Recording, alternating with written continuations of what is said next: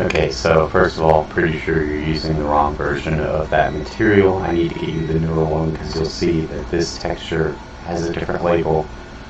This texture packs metalness, occlusion, alpha, and roughness into a single image. So if we double click on that, take a look at it in Photoshop here.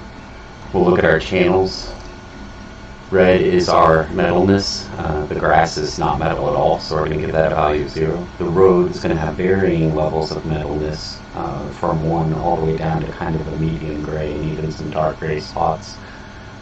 This gives us a varying amount of reflection over the surface of the road, where only like very few places are 100% reflective, and most of it is only, say, 20% reflective, with a little bit of variation in between. Our green channel is ambient occlusion. We put that into this texture, and that's so that when a light shines on the road, the highlights don't blow out the fine detail in the tiny cracks in the surface of the road, and also in the overall shading on the tufts of grass. Blue is our alpha channel. Of course, this is 100% opaque, so this channel is white. And then our roughness is similar to our metalness map. A value of 0 means a surface is completely rough. A value of 1 means a surface is completely smooth, and anything in between gives us varying levels of smoothness. And what that has the effect of doing, combined with the metalness map, is adjusting how out of focus the reflection is from the metalness map. So it's only 100% in focus where it's white, and it's 0% in focus where it's black, and then somewhere in between. So this gives us an interesting variation in the sharpness of the reflection over the surface of the road.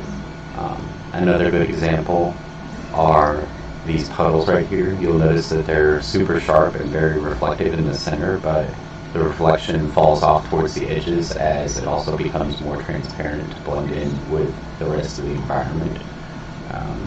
If we take a look at that texture in Photoshop here, let's see. Let's take a look at our channels. So this is our alpha channel.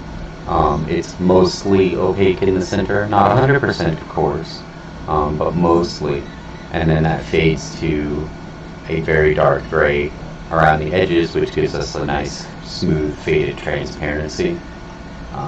If we look at our metalness here, metalness, because we want the entire body of water to be able to reflect the reflection probe or the environment probe, we make those 100% white for the shape of the puddles.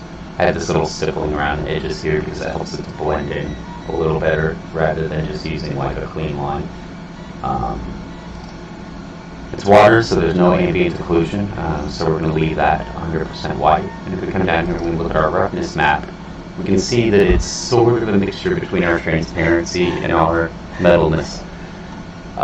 We've got really bright white in the center of the puddles with this kind of noise texture in there. That means that mostly the surface is 100% reflective, but in some places the reflection is very slightly out of focus. And as we get towards the edges, that effect becomes more and more pronounced, and what that does is it makes it look like the edges of the puddles are taking on the roughness values of the road that they're sitting on top of, which makes them blend very, very seamlessly with the environment around them. So that's basically it. I'll try to package these shaders up for you guys again with the newer versions. One more thing, there's of course the forward rendering options, and a really obvious one. If we take a look at this road, we can see how our environment is being very slightly reflected in the surface. We can click this and turn that off, and it makes a very pronounced difference. You can see now, because the grass isn't reflective, that it's blending in perfectly with the edge of the grass here, which we don't necessarily want because it's not realistic. So this looks a lot better in motion. Unfortunately, I don't have my controller hooked up to my computer right now, and I really don't feel like restarting Unity to show you that. But I think you get the idea. Like I said, I'll try to get this stuff on GitHub soon. And if you need any help with it, just let me know.